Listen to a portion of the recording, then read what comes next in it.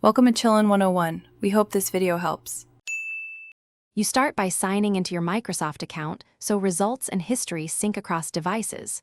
Open Bing in your preferred browser or the Bing app. Once done, enable the microphone if you plan to use voice search.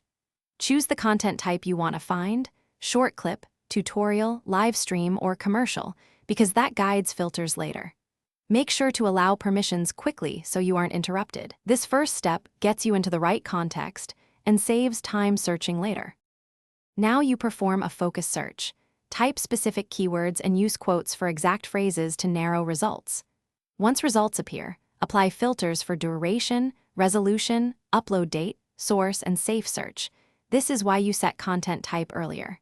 Preview with hover or quick play to confirm relevance, and open promising results in new tabs so you can compare.